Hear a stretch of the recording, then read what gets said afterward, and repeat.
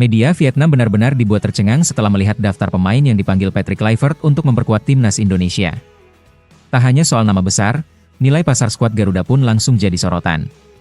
Dengan total 637,5 miliar rupiah, Indonesia kini dianggap sebagai salah satu tim dengan nilai paling mencengangkan di Asia Tenggara. Angka fantastis ini bahkan disebut oleh media Vietnam lebih tinggi 3 kali lipat dibandingkan nilai skuad timnas Cina. Tak heran jika pemberitaan seketika membeludak dan menciptakan kehebohan. Media Vietnam seperti Soha tak hanya melaporkan nominal tersebut, tapi juga membandingkan secara tajam antara kekuatan timnas Indonesia dan Cina. Mereka menyebut bahwa skuad asuhan Kluivert kini jauh lebih menjanjikan dibandingkan tim besutan Branko Ivankovic. Fakta bahwa tak satu pun pemain Cina bermain di luar negeri menjadi sorotan utama. Sebaliknya, Indonesia dipenuhi pemain diaspora yang merumput di liga-liga top Eropa.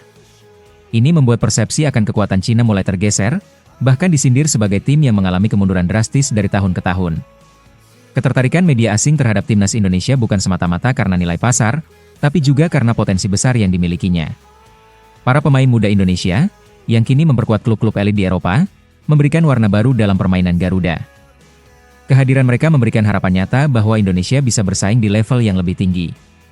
Dua pertandingan penting melawan Cina dan Jepang pun dianggap sebagai momen krusial yang akan menentukan masa depan skuad Merah Putih menuju Piala Dunia 2026. Saat ini, posisi Indonesia di grup C masih belum aman, berada di peringkat keempat dengan 9 poin. Namun, harapan belum sirna karena peluang lolos masih terbuka lebar jika mereka mampu menyapu bersih 2 laga terakhir.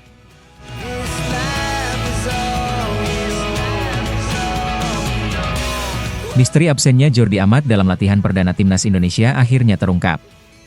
Bek naturalisasi yang membela Johor Darul Takzim itu ternyata tengah didera radang tenggorokan akut disertai batuk sejak tiba di Bali. Padahal, ia telah sampai di Pulau Dewata pada hari Minggu dan sempat memberikan pernyataan positif soal fasilitas latihan yang disiapkan. Namun publik mulai bertanya-tanya karena sosok penting di lini belakang Garuda itu tak tampak batang hidungnya saat pemusatan latihan dimulai. Pada hari pertama TC, Jordi Amat memang tidak terlihat di Bali United Training Center bersama 22 pemain lain yang hadir. Ketidakhadirannya kian mencolok, mengingat statusnya sebagai salah satu pemain kunci. Dari 10 pemain yang absen, nama Jordi jadi perbincangan paling panas. Publik dibuat makin penasaran saat ia tak juga hadir di hari kedua, sementara Justin Hubner, Kelvin Verdong, dan Beckham Putra sudah bergabung dengan tim. Akhirnya, PSSI merilis pernyataan resmi yang menenangkan banyak pihak. Dokter Timnas Indonesia, Alvan Ashar, menyatakan bahwa Jordi mengalami radang tenggorokan akut dan diminta untuk beristirahat penuh.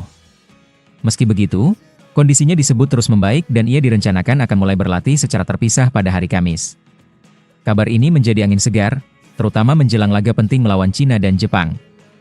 Sementara itu, suasana di TC Timnas Indonesia tetap berjalan dengan penuh semangat meski tanpa kehadiran Jordi. Hari Rabu dijadikan hari istirahat dari latihan lapangan, dan sejumlah pemain tampak mengisi waktu dengan bermain padel. Kehadiran para pemain diaspora seperti Verdong dan Hubner juga semakin memperkuat skuad. Kini, mata tertuju pada kembalinya Jordi Amat dan bagaimana ia bisa kembali bugar demi memperkokoh lini pertahanan Garuda.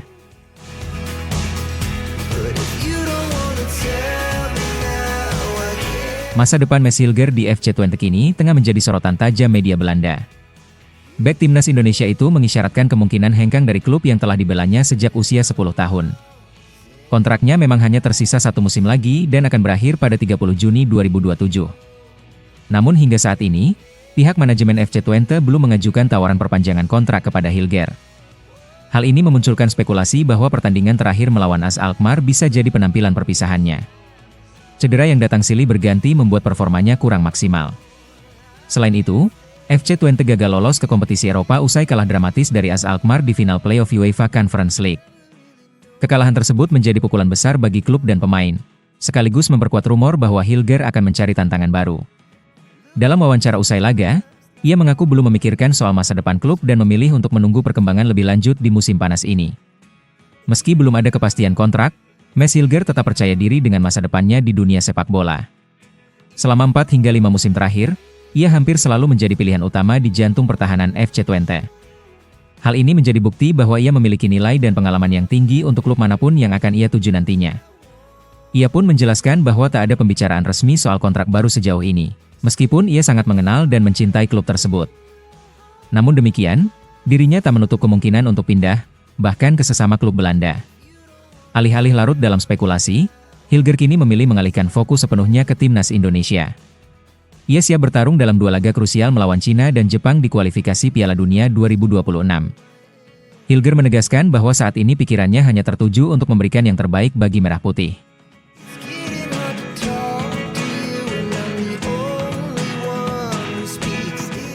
Kabar mengejutkan datang dari Australia, Rafael Struijk resmi tidak diperpanjang oleh Brisbane Roar. Pengumuman ini muncul di situs resmi klub dan langsung jadi sorotan publik, terutama fans timnas Indonesia. Padahal, Struijk baru bergabung sejak September 2024 dan sempat digadang-gadang jadi bintang muda baru di A-League. Namun kenyataannya, performanya jauh dari ekspektasi dan kontraknya diputus lebih cepat dari yang diperkirakan. Selama 8 bulan membela Brisbane Roar, Struijk hanya diberi kesempatan bermain dalam 10 pertandingan. Lebih parah lagi, ia hanya mampu mencetak 1 gol dan sempat absen total dalam 7 laga terakhir. Hal ini menunjukkan bahwa pelatih mulai kehilangan kepercayaan padanya. Kurangnya kontribusi di lini depan membuat manajemen klub merasa tak ada pilihan lain selain memutus kerja sama. Meski begitu, Brisbane Roar tetap memberikan pernyataan yang cukup hangat. Mereka mengapresiasi dedikasi Struijk dan menyoroti kontribusinya yang luar biasa saat memperkuat timnas Indonesia. Khususnya peran pentingnya dalam membawa Garuda melangkah ke babak final kualifikasi Piala Dunia Zona Asia. Namun, di level klub, performa Struijk dianggap belum cukup untuk bersaing di kerasnya Liga Australia. Berakhirnya perjalanan Struijk di Australia menjadi pukulan telak, baik bagi dirinya maupun fans yang berharap banyak. Ini jadi bukti bahwa perjalanan karir seorang pesepak bola muda tak selalu mulus dan penuh kemenangan. Kini, masa depan Struijk masih menjadi tanda tanya besar. Akankah ia kembali ke Liga Indonesia, atau mencari peruntungan baru di luar negeri? Yang pasti, ini adalah titik balik yang bisa menentukan arah karirnya ke depan.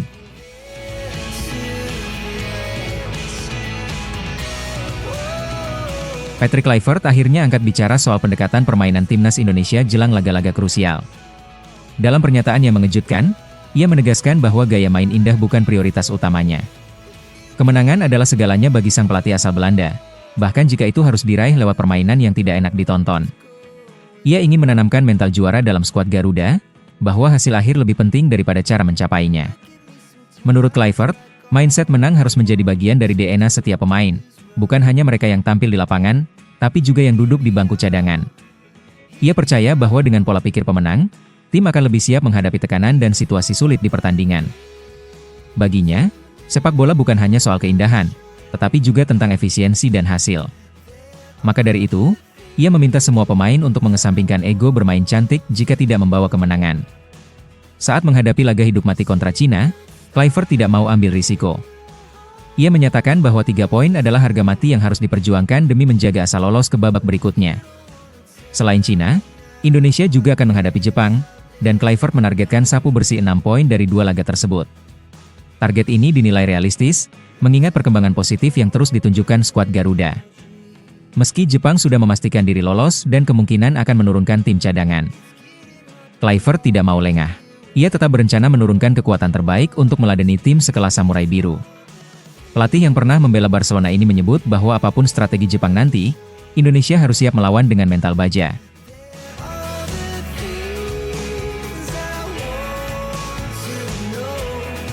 Nova Arianto menegaskan bahwa Grup H di Piala Dunia U17 adalah medan pertempuran yang sangat berat dan penuh persaingan sengit. Ia mengingatkan bahwa lawan-lawan yang dihadapi bukanlah tim sembarangan, sehingga persiapan matang mutlak diperlukan agar timnas Garuda Asia bisa tampil maksimal. Meski Indonesia berstatus sebagai kuda hitam, Nova percaya segala kemungkinan masih terbuka dalam pertandingan sepak bola yang berlangsung selama 90 menit. Mental kuat jadi faktor kunci agar para pemain mampu bertahan dan bersaing di level internasional.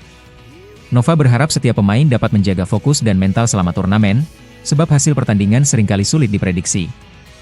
Target utama tim adalah menembus setidaknya peringkat ketiga terbaik di fase grup, demi membuka peluang lolos ke babak berikutnya. Misi ini bukan sekadar untuk hadir dalam turnamen, tetapi untuk melangkah lebih jauh dan membuktikan kualitas timnas U17 Indonesia. Semua strategi dan usaha dikerahkan secara total demi memenuhi target tersebut. Nova juga menegaskan dukungan supporter sangat berperan sebagai sumber energi besar bagi pemain selama bertanding di Qatar. Ia mengingatkan pentingnya sorakan dan semangat para penggemar sepak bola Indonesia yang selama ini selalu hadir memberi motivasi luar biasa. Persiapan tim berjalan optimal dengan pemanfaatan waktu yang maksimal, terutama setelah kejutan positif di Piala Asia sebelumnya. Ini menjadi momentum penting yang tidak boleh disia-siakan oleh Garuda Asia. Nova meminta doa dan dukungan dari seluruh pencinta sepak bola tanah air agar persiapan bisa berjalan lancar dan hasil terbaik diraih. Ia bertekad untuk memberikan performa maksimal demi mengharumkan nama Indonesia di mata dunia. Kekuatan mental dan fokus menjadi modal utama agar timnas U17 mampu menghadapi ujian sesungguhnya di panggung internasional.